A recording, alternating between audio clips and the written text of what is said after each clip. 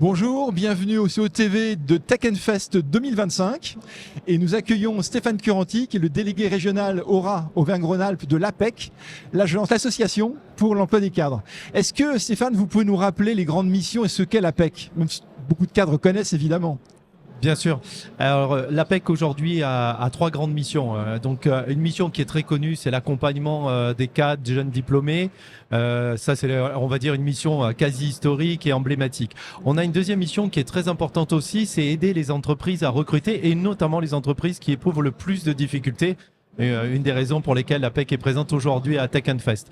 Et puis le troisième point qui est moins connu de l'APEC et pourtant qui est très important, c'est toutes nos études avec l'éclairage globalement du monde de l'emploi et du travail. Très bien. Bon, aujourd'hui, il y a un mot à la mode ou deux mots à la mode, c'est intelligence artificielle. Tout le monde en parle. Quelles sont les opportunités pour les cadres avec cette intelligence artificielle ?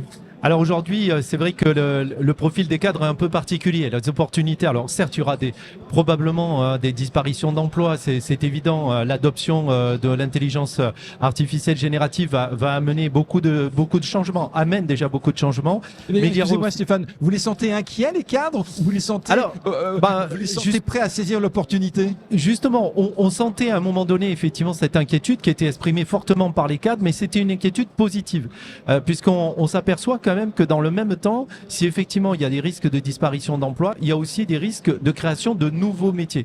Et aujourd'hui, on sait pertinemment qu'un grand nombre de métiers qui existent aujourd'hui, notamment en lien donc avec la transition numérique, sont des métiers qu'on ne connaît pas encore. Et puis le dernier point qui est quand même intéressant et qui, je pense, motive énormément les cadres en ce moment, c'est le fait que tout simplement les métiers sont en train de se transformer et que à partir de compétences déjà existantes, on peut arriver progressivement à aller vers, je dirais, ces métiers qui sont très recherchés. Vous pouvez donner des exemples de nouveaux métiers ?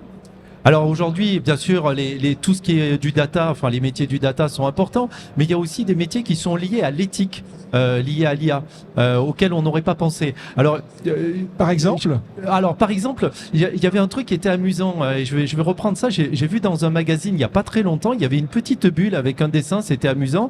Chacun arrivait et se présentait en fait justement. Alors moi je suis cogniticien, moi je suis IA ethical, moi je suis officer chatbot. Moi je suis, etc. Donc ça c'est tous les métiers nouveaux. Et puis le dernier dit, il est devant la machine à la café, il dit un café. Et son collègue lui répond, demande à la machine. Tout le monde se met à rire et la machine derrière aussi. Je trouvais que c'était assez sympa. Alors, donc vous avez donc deux publics, les cadres d'une part et les entreprises que vous aidez. Aujourd'hui, quels sont les défis des entreprises au niveau du recrutement ? Alors le défi il est majeur. Vous comprenez bien que les cadres les plus spécialisés en IA sont extrêmement recherchés, que ça soit de la start-up jusqu'aux géants de la tech, il y a vraiment une compétition et une compétition ardue. Donc aujourd'hui, les recruteurs sont en train de défendre deux choses. Un, chasser, recruter évidemment, mais surtout le plus gros enjeu, c'est fidéliser. C'est-à-dire qu'en fait, qu'un cadre qui travaille dans l'IA voit ses revenus potentiels ou son salaire augmenter. Oui, et ça, c'est quelque chose, cette inflation peut avoir quand même quelques effets pervers. C'est pour ça qu'on a tendance aussi à préconiser, alors dans nos actions, nous, là, de l'APEC, à dire aux entreprises, faites un peu le pas de côté, allez peut-être chercher justement des compétences transverses que vous allez faire monter pour petit à petit satisfaire vos besoins. Ne vous battez pas, je dirais, avec des géants, par exemple, de la tech, inutilement, parce qu'au final, je veux dire, c'est la productivité et surtout l'efficience de l'entreprise qui va en pâtir. Alors, chaque trimestre, l'APEC publie un baromètre. Vous venez de publier fin janvier le baromètre du dernier trimestre 2024. Quels sont les points marquants déjà pour les entreprises ? Alors, pour les entreprises, aujourd'hui, on constate deux choses. La première chose, c'est que le manque de confiance, le manque de visibilité lié à ce qui se passe au niveau national, et on va pas rentrer dans le détail, mais on pourrait en discuter longuement, mais aussi ce qui se passe sur le plan géopolitique au niveau mondial, notamment avec le Proche-Orient et l'Ukraine, etc. Tout ça amène beaucoup, je dirais, de prudence au niveau des entreprises. Donc, on voit aujourd'hui au niveau du baromètre, sur 2024, une baisse des intentions, sur 2024, un constat de la baisse des augmentations de recrutement de cadres dans les entreprises et cette baisse malheureusement va certainement se confirmer sur 2021. Quand on dit baisse, c'est significatif, ça ne veut pas dire négatif. Oui. On va dire que l'emploi cadre reste ultra dynamique justement porté par toutes les grandes transitions. Mais en revanche, on constate des baisses.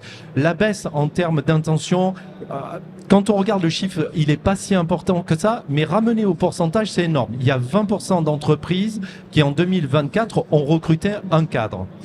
Aujourd'hui, on anticipe plutôt du 19. Donc un petit peu moins, donc c'est un point de moins, mais un point de moins ramené voilà, sur la masse, ça reste quand même significatif. Bon, donc baisse des intentions d'embauche pour les entreprises, et le baromètre, que dit-il pour les cadres même?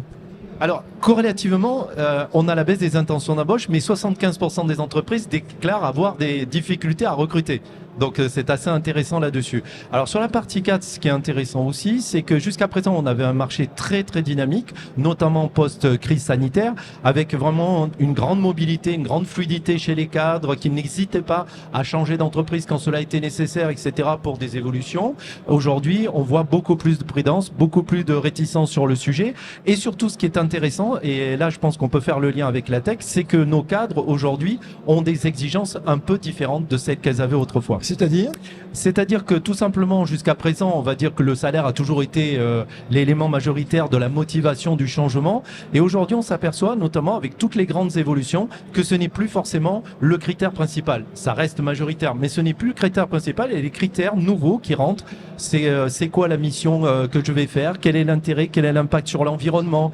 Est-ce que ça a du sens, etc. Donc on rentre de nouvelles valeurs à l'intérieur. Et c'est là où les recruteurs vont devoir travailler pour être inventifs et pour faire en sorte que entre ce qui a été dit au moment de l'embauche et ce qui est réellement sur le terrain soit en conformité. D'accord. Et en deux mots simplement, vous êtes à Tech Fest, vous êtes présent, vous avez contribué au job dating. Vous pouvez nous expliquer pourquoi? Alors pour nous c'était un élément majeur. On ne peut pas être à côté de ce qui se passe aujourd'hui. Les grandes mutations du monde de l'emploi et du travail, nous essayons en tout cas de les éclairer, de les accompagner aussi. Et il fallait qu'on soit à côté à la fois des entreprises d'une part, et puis bien sûr des cadres pour leur donner toutes les opportunités nécessaires. Et vous avez contribué grandement au succès du job dating. Merci Stéphane. Merci à vous. Stéphane Curanti, donc délégué régional de l'APEC, l'association pour l'emploi des cadres. Merci. Merci à vous. Merci beaucoup.